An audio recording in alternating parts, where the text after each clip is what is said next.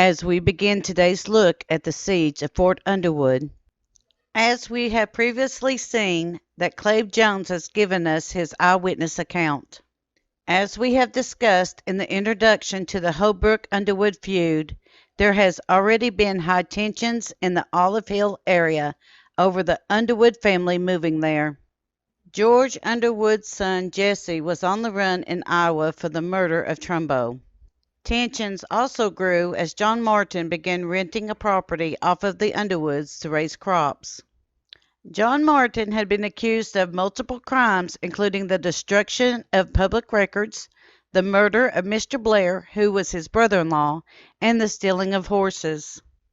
Even after Jesse Underwood had left for the West, and there was no trouble with the Underwood family directly for years, the Stamper family was still in an uproar over the horses being stolen, both during the Civil War and after the conflict.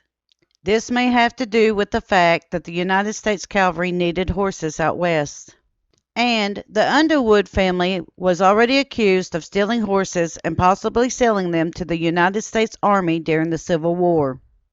The Holbrook family were incensed that the Underwoods had defied the orders of Judge Lynch, and they were politically opposed to the Underwoods. Both the Holbrook and Stamper family demanded that John R. Tabor and John Martin immediately leave the county and never return. John Tabor already left the area immediately to go to the west. John Martin could not leave because of the illness of himself and his wife. There were 3 orders for Martin to leave the area by Judge Lynch, but these were ignored because of the illness of John Martin's wife. George Underwood had allowed Martin to stay at his house during 2 of those refusals of the court order, and John Martin was staying at the house of George Lewis Underwood during the 3rd refusal. Now our stage is set for a 19-day standoff that would end with the arrest of many of the people that were in the Underwood home compound and the escape of Jones and John Martin, and for the second siege of Fort Underwood that would last another 17 days. While we had the testimony of Claib Jones in our Appalachian Outlaw series last week, we will cover other eyewitness statements as given in the newspapers of the time and why Kentucky Governor McCleary had to become involved in the conflict to have peace in Carter County once again. But this peace would not last long, as it would spill over to Rowan County, which we will cover in the last video of this series. All aboard the Kentucky-Tennessee Living Time Machine. Please fasten your seatbelts and keep your arms and legs inside of the vehicle at all times. But to get going, we need your help. We still need to fire up the time machine to transport us. Please help us by clicking on the like, subscribe, and bell notification buttons down below. Not only does this fire up the time machine, but it convinces YouTube that we need a bigger time machine to reach more people who love history as much as you do. Now, back to our story. The description of Fort Underwood. According to the New Ulm Weekly Review on May 19, 1880, the building that the Underwoods would take refuge in was not the first building that was built by George Underwood. During the Civil War, the building was burned down by guerrillas. Not willing to give up on his land, Underwood built another, stronger building in its place. The house was a large double cabin. This second house had no windows, but had loopholes in their place. The loopholes were used in case the land was attacked, where guns could be placed to defend the home. The Penlam Trouble. As Claib Jones had previously stated, the trouble seems to have arisen over the shooting of Alex Penlam. According to the newspaper, Alex was waylaid because of Jack Tabor and John Martin had stopped and stayed at his house one night in June of 1877.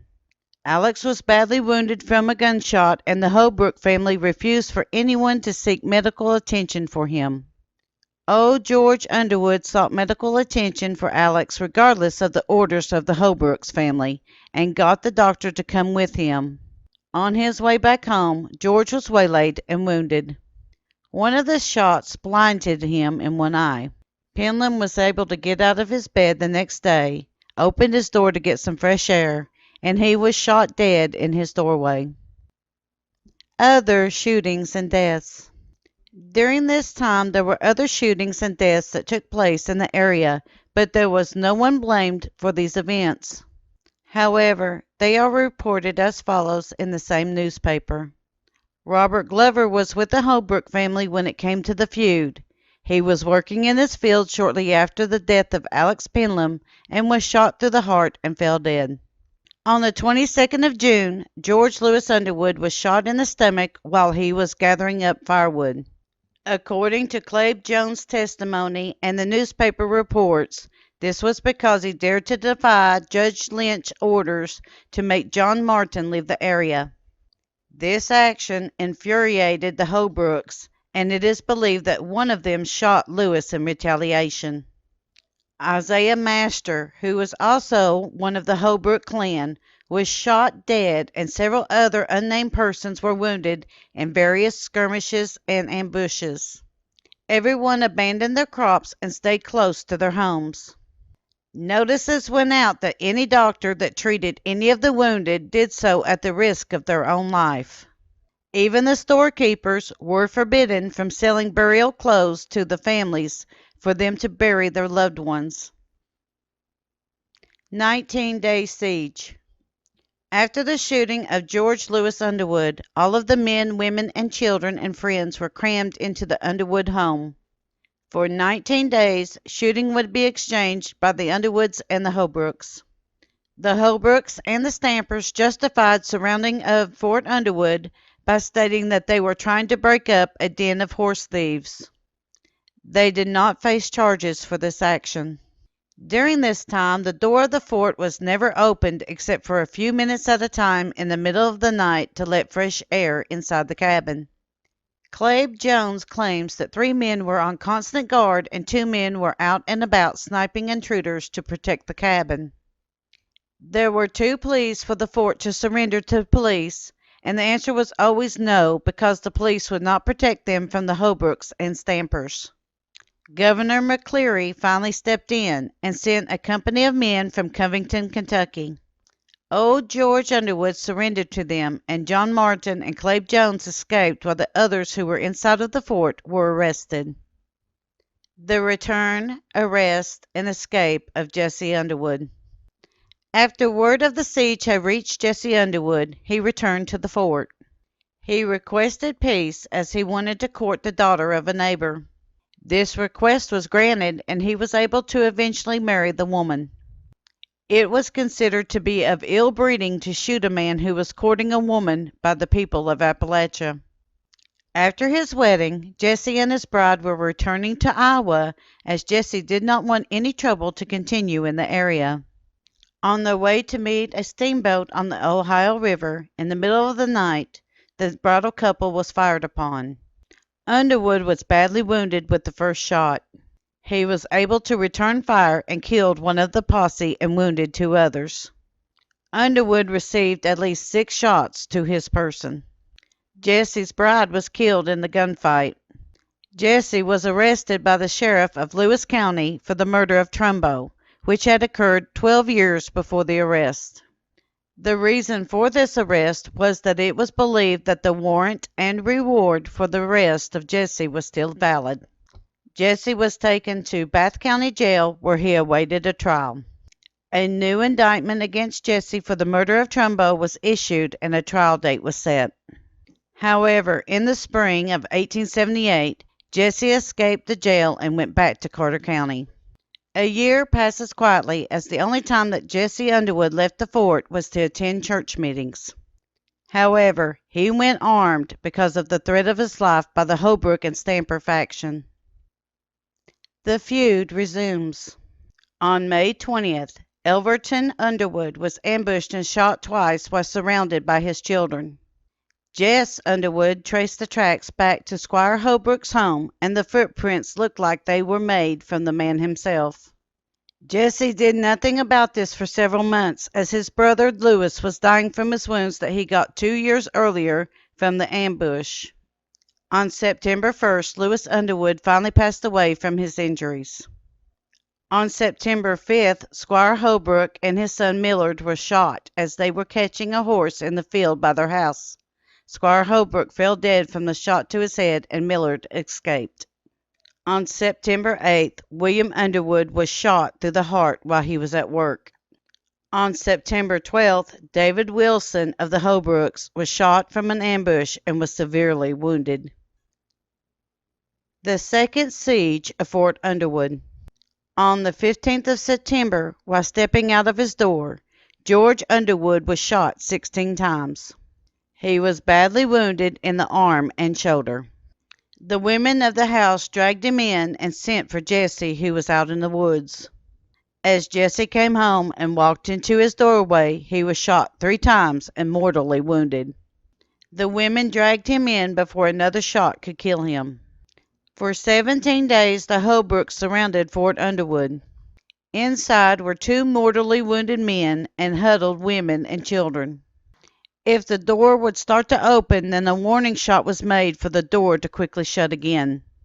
Once again, notice was given that no doctor or help would be allowed at Fort Underwood, and any man or woman who attempted to help the Underwoods would be killed. 4 days into the siege, Jesse Underwood died of his wounds.